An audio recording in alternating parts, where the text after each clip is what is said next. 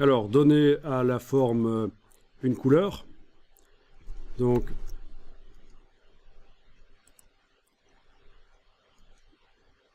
quand on sélectionne la forme composée, on voit les couleurs ici. En fait, les couleurs sont mises sur le système forme composée et les ellipses là, que je regarde un peu comme ça. Oui, on voit aussi les couleurs, ok. Donc on va choisir une nouvelle couleur et peut-être supprimer le contour ou en mettre un plus discret. Enfin, vous allez faire une espèce de lune dans le nuancier.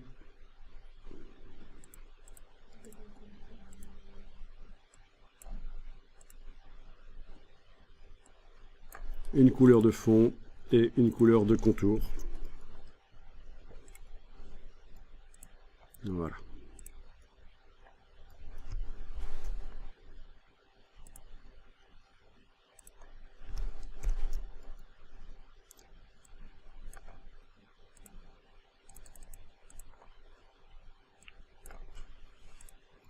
Voilà par exemple.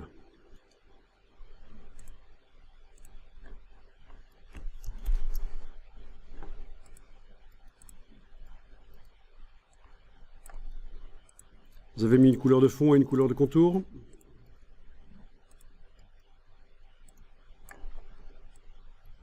Alors, vous vous souvenez tout à l'heure quand on avait mis des couleurs sur du texte, je vous avais dit, ne les mettez pas par ici, parce que sur du texte, vous n'allez pas pouvoir gérer les contours et les fonds par la palette aspect. Ici, c'est pas du texte, c'est une forme vectorielle, et donc j'ai pu choisir les couleurs par ici, et quand je vais voir dans la palette aspect, j'ai vraiment un contour et un fond. On peut faire passer le contour sous le fond si on veut. Oui, faites-le passer sous le contour sous le fond. Voilà. Donc c'est moins compliqué qu'avec du texte. Un truc qui est intéressant, c'est de décaler le contour par rapport au fond. On a fait un décalage tout à l'heure sur le texte, on a agrandi le contour dans tous les sens. Mais en fait, moi, ce que je vais faire, c'est le décaler en XY, le repositionner par rapport au fond. Pour que le contour soit à épaisseur variable, pas toujours la même épaisseur partout, comme c'est le cas maintenant. C'est fort infographique, ceci. C'est pas très amusant. Vous allez dans la palette aspect, donc activer uniquement le contour. Pendant que cet objet est activé, attention, il n'était pas activé chez moi, il faut vraiment qu'il soit activé avec la flèche noire. Je travaille sur le contour. Et on va aller chercher Effet, Distorsion et Transformation. Transformation. Effet, Distorsion et Transformation. Transformation.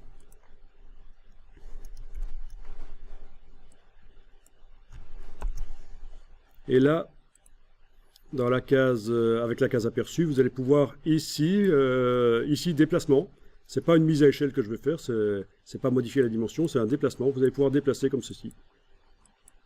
Voilà, pas trop quand même. Et c'est ce que je voulais obtenir.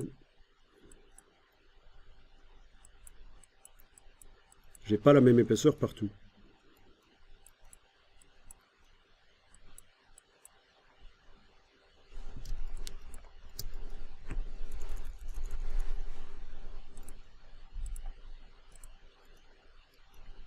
Bon, si vous voulez vous amuser à modifier aussi la dimension, vous pouvez.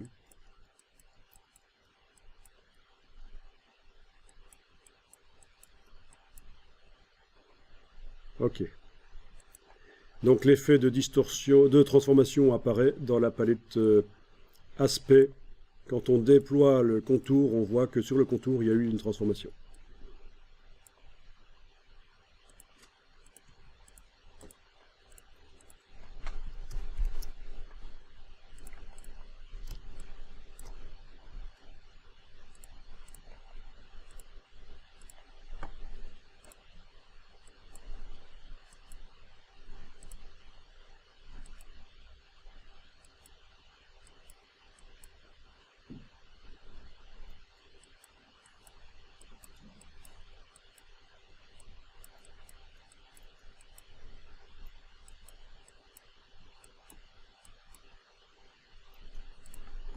Ok, tout ça sera encore modifiable après.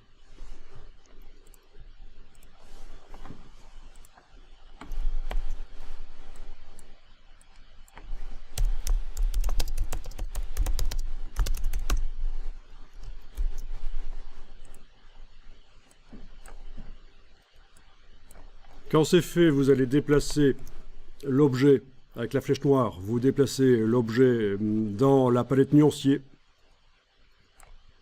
Il est là. C'est un motif. Avant même de l'utiliser sur un objet, on va double-cliquer sur lui dans la palette nuancier pour aller dans le gestionnaire de motifs, dans le générateur de motifs de Illustrator qui est accessible depuis la version CS6. Vous double-cliquez donc sur votre lune là. Et voilà. Alors là, vous avez le générateur de motifs de Illustrator avec une palette spéciale qui s'est ouverte, options de motifs.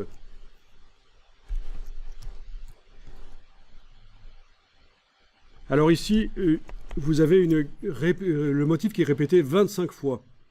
C'est ça qui est indiqué ici, copie 5 x 5. Si vous voulez voir seulement 9 répétitions du motif, c'est 3 x 3 ou plus. Donc c'est juste pour vous aider à voir ce que donnera le motif quand vous allez l'utiliser. Ça n'influence pas du tout la création du motif, ceci, copie. Il sera de façon répété à l'infini comme tout motif dans l'Illustrator, mais pour vous aider à voir ce que vous faites, le générateur de motifs ici vous le répète.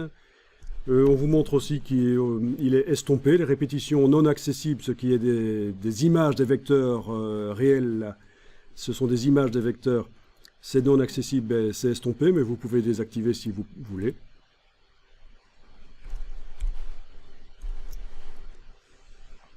Et vous allez pouvoir modifier. Alors, essayez ceci. Vous activez l'icône ici. Il y a deux manières de le faire, mais ça c'est interactif. Vous activez l'icône là, et le rectangle qui apparaît avec ses poignées, vous bougez les poignées, vous éloignez de la lune, et vous voyez que vous gérez l'espace entre les répétitions du motif.